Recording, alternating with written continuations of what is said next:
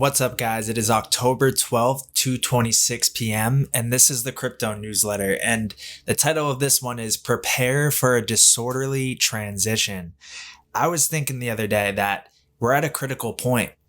So we need to be prepared for this disorderly transition because it seems like we're heading into the grand finale. And there hasn't been like any subtle kind of baby steps to get there. It seems like it's just going to be like, bam, big change happen. And we're at a point in the markets where stock market, if the dollar rips up, stock market tanks, bonds yields rise up rapidly. We're in the grand finale, and who knows what could happen during that time as far as cryptos go. But we've always been told that XRP would rise out of the ashes like a phoenix. So we need to just stay level-headed during these next few months because I believe it's happening very soon. And I'm going to share you a few things that have kind of popped up last night. I was doing a little research, and I can connect things from the now to in my brain to things that I've seen in the past because I've been doing this every day consistently. So now it's just like subliminal. When I see something, I'm like, oh, that reminds me of this. And then I find it and then I connect the pieces. So we're going to dive into that today. A lot of people are asking where the Discord is and the link for it. I'll put it in the bio of this video so you guys can join in here. We have a bunch of signals, automated signals from my Stargate strategy indicator, all being sent through to here so you guys can get access to that and so on. Also, too, I'm afraid that we're running out of time and a lot of people aren't prepared and know what's about to happen. So I want people to go to the Stargate-Ventures.com website, go to Agartha here and do join. This is our crypto educational program. There's a ton of videos in here that, you know, as time goes on, these things start to happen. It's like, all right, well, now it's old news and you weren't prepared for it. So join this, request to join, and you're going to learn literally about the past, to the now where we're at and the future. So mission 1, our current system, why it sucks. You're going to learn about so many huge things that are happening as we speak. Then the future system, and it's coming sooner than you think. Timeline of revolutions, the 4th industrial revolution, the internet of information, the internet of value, the future plumbing, Byzantine problem. And you really get into everything you need to know about where we are at in a macroeconomic sense, and how to plan and prepare to put yourself at a better position for when this unfolds. And it's TikTok. So like it's happening soon. So this is what I saw last night. I came across this article over here. And it was from Yahoo Finance. And in Yahoo Finance, it said, this was the 11th. So yesterday at 2:58 p.m., fact box ticking bomb. The risks the IMF sees to financial stability. Their International Monetary Fund warned on Tuesday of a disorderly repricing in markets, saying global financial stability risks have increased, raising the potential of contagion and spillovers of stress between markets. So the IMF's Global Financial Stability Report, which warned of the risk to markets, came as the fund also cut its growth outlook in the latest World Economic Outlook. So here are the key indicators of stress and risk the IMF sees to financial stability. Number 1, liquidity. XRP, on-demand liquidity. I believe XRP was brought about to prevent the world going into a global catastrophe, financial crisis, and to prevent World War III. Because it's literally like digital gold right in your hand. It is on-demand liquidity. It does currency swaps. It's helping the emerging markets. Like it's the all-in-one solution to all the problems that this narrative is pushing out. And the IMF heavily tied up. So deteriorating market liquidity conditions may pose risk to financial stability. The recent dramatic stress in the UK gilts market shows how sudden price moves combined with forced selling and deleveraging can lead to disorderly conditions that could threaten broader market functioning and stability. This is what I'm worried about. Because like it seems that there's not enough liquidity, and this disorderly transition that is going to reprice markets. Who knows what could happen during that time period? All I know is after the dust settles, I've seen too much for too long that tells me that XRP is going to be sitting at the top once the dust settles. I don't know what happens during that time. Nobody knows because we're living in unprecedented times.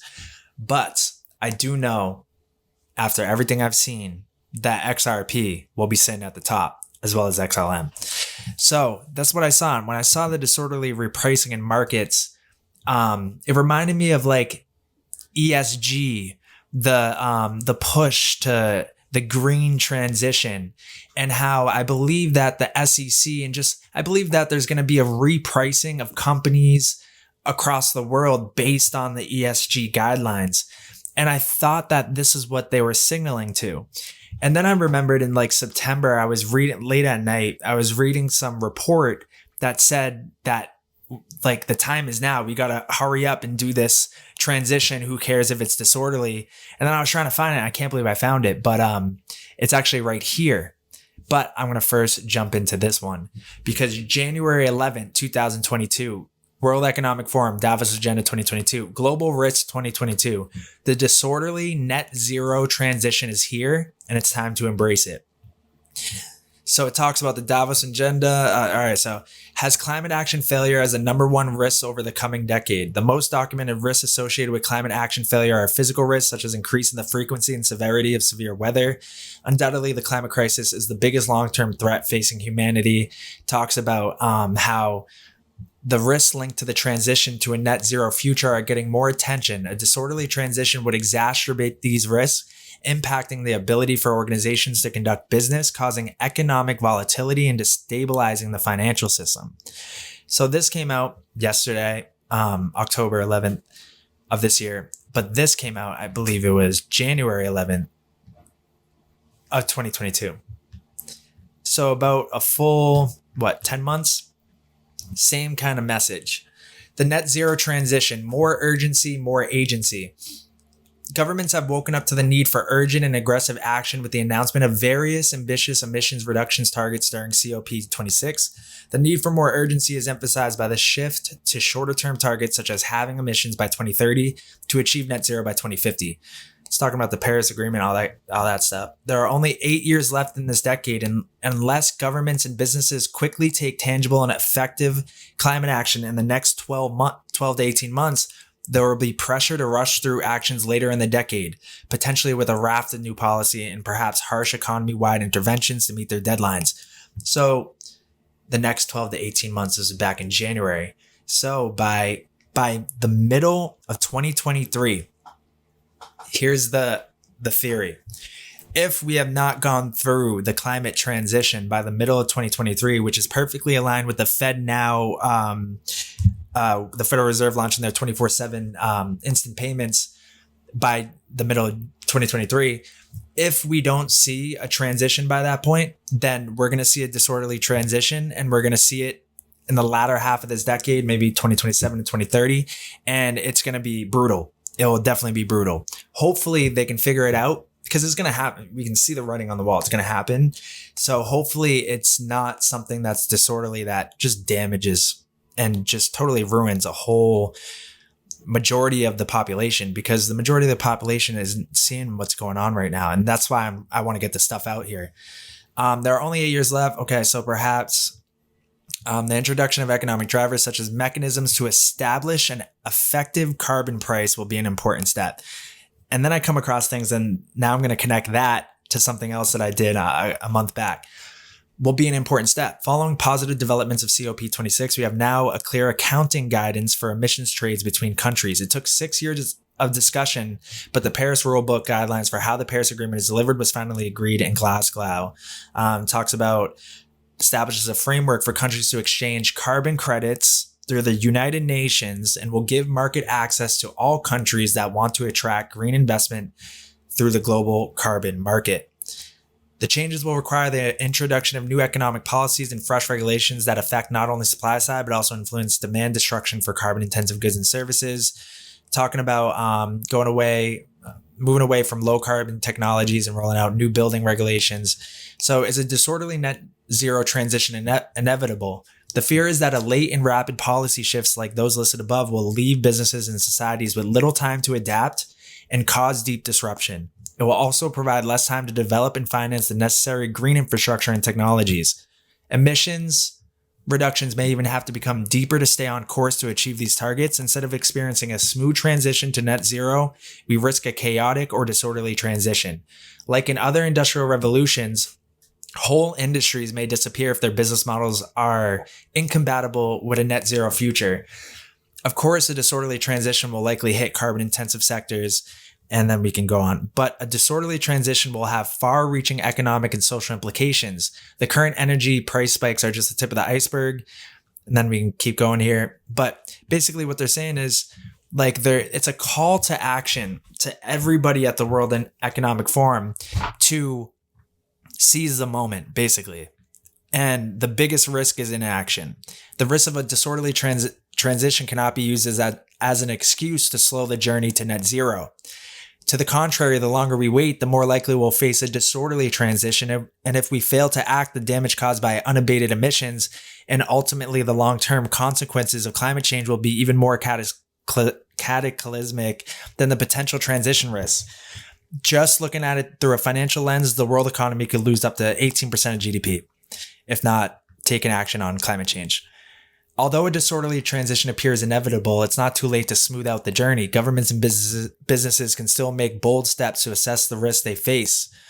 Then they keep going here, talking about clear incentives to invest into net zero technologies and to encourage a shift in consumer behaviors that creates demand destruction for carbon intensive products. So let's keep going, because here it is. The road to net zero will not be perfect. Net zero transition represents a significant short-term threat to financial and economic stability, yet it offers great opportunities too. But ultimately, it's on us. As individuals, communities, and businesses, we need to take steps to adapt and prepare for the changes that will come, to be ready to grasp the opportunities.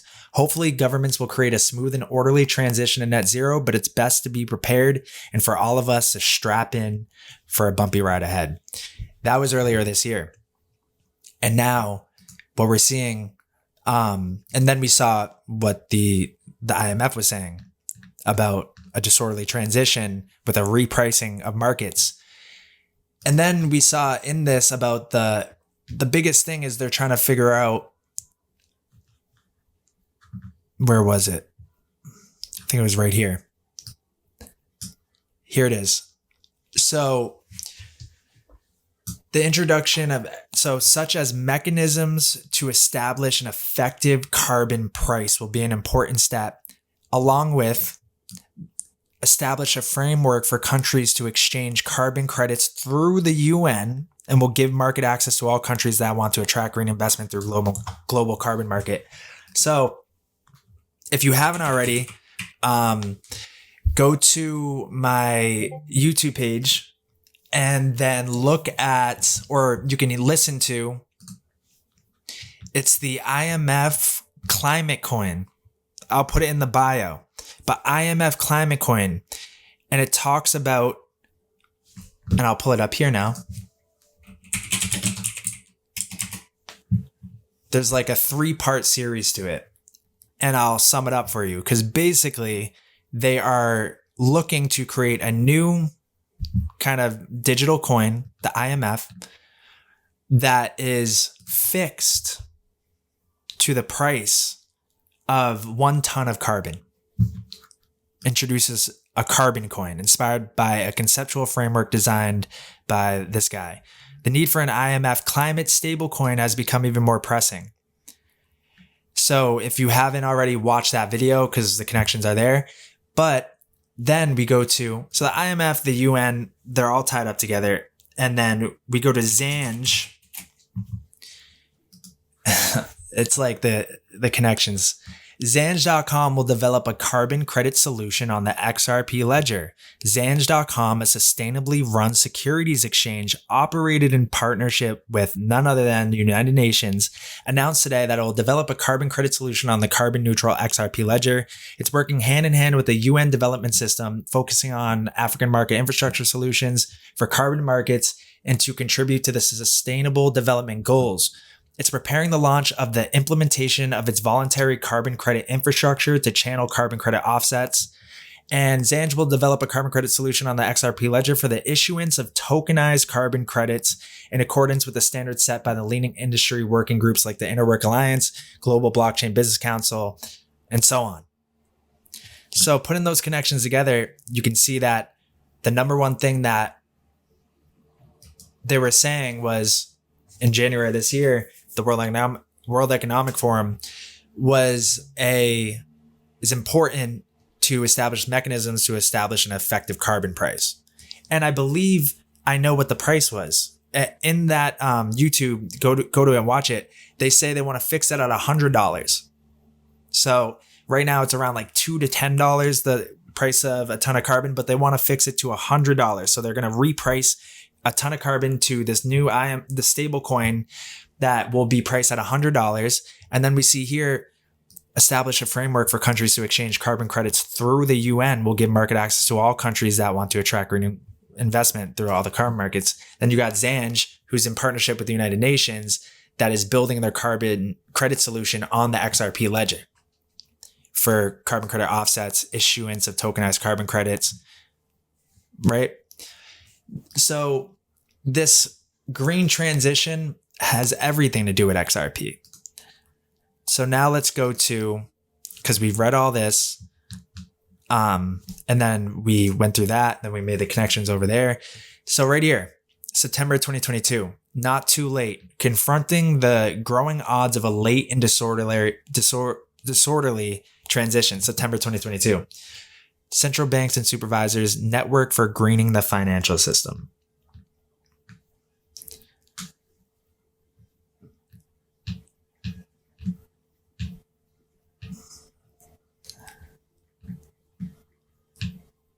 And what I'm going to do is I'm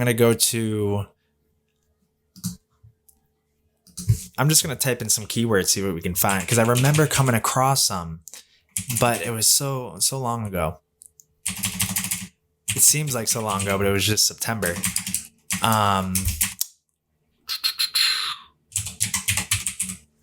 Carbon.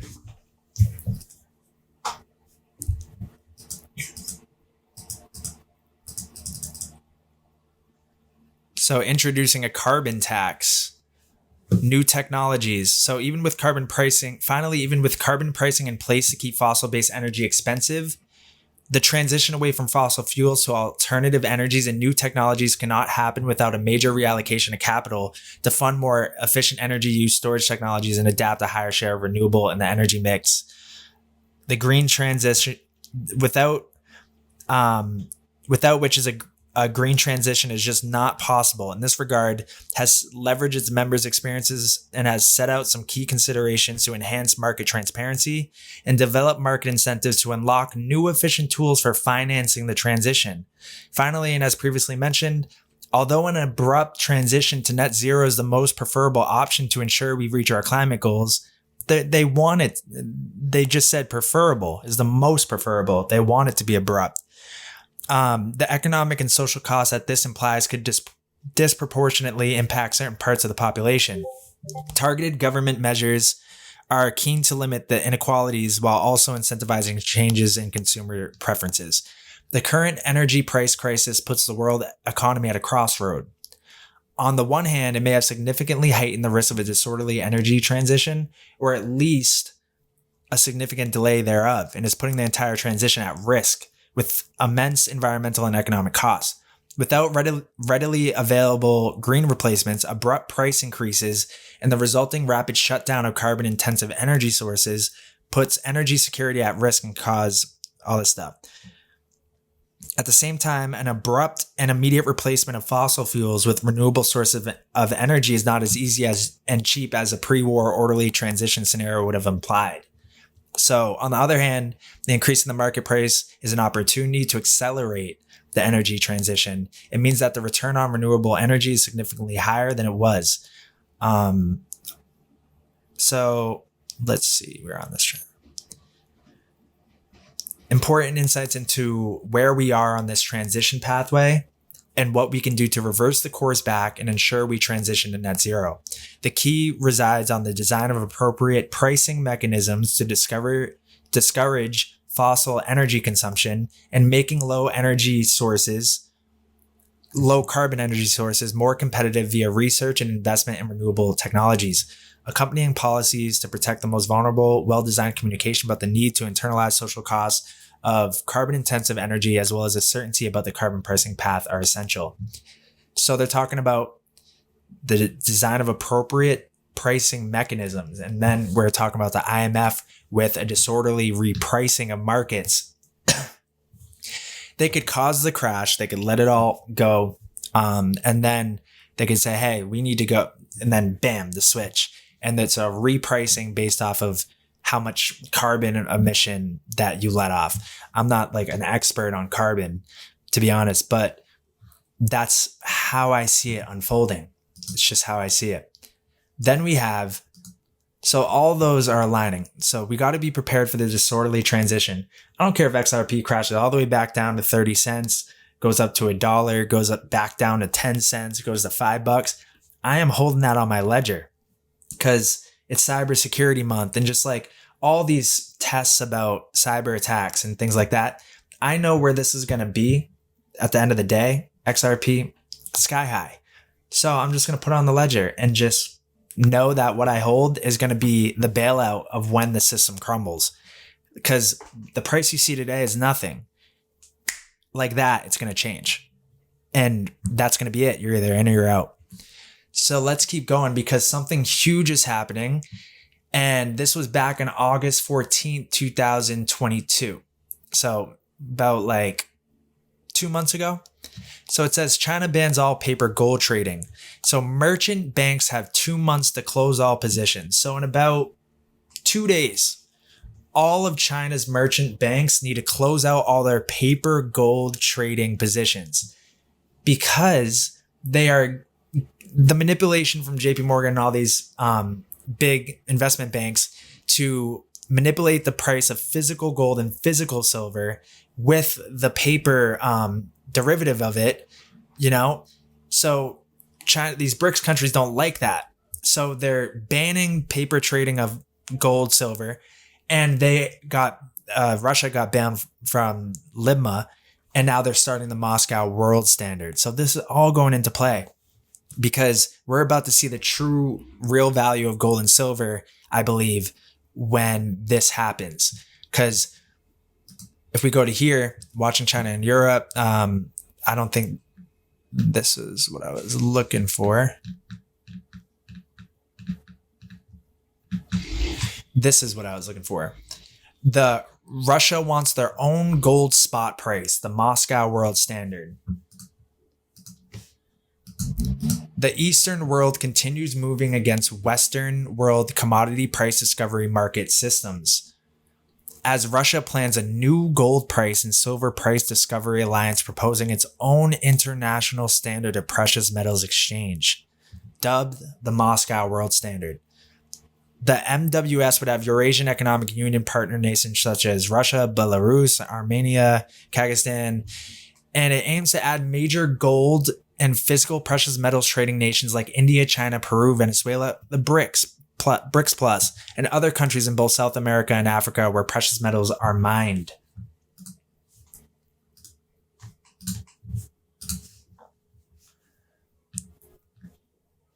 Moscow has decades of Western versus Eastern precious metals price data and can also easily deduce that for decades running the LBMA systems has allowed precious metals values to be artificially kept low. So the LIBMA has kept gold and silver artificially, the price of it low, and they're banning it in 2 days, the paper trading of it, and they're gonna be, I believe it's in late October or November, launching the Moscow World Standard.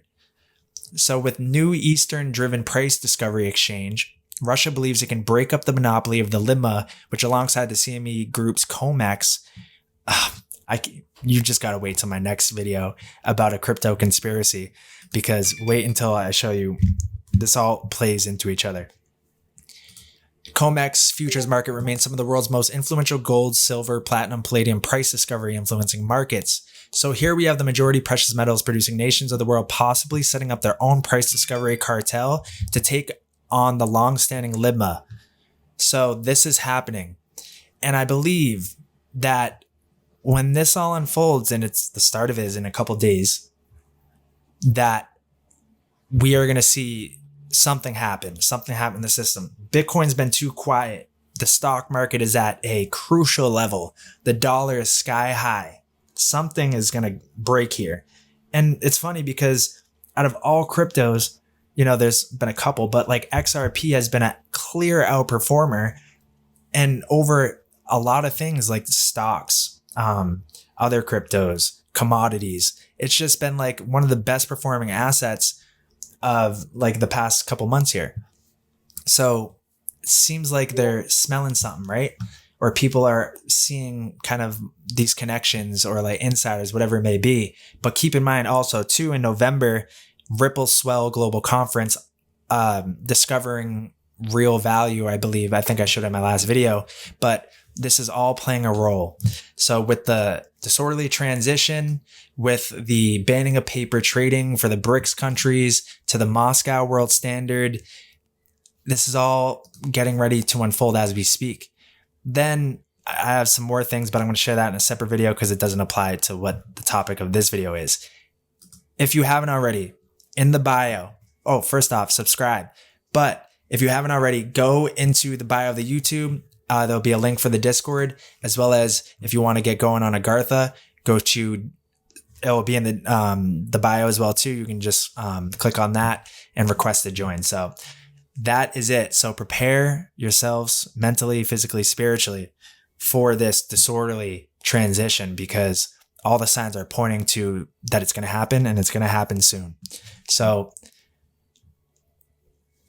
I'll see you guys in the next video. I'm going to be busting out a ton of newsletters today. I'm going to start breaking them up into topics of discussion. So I'll see you there.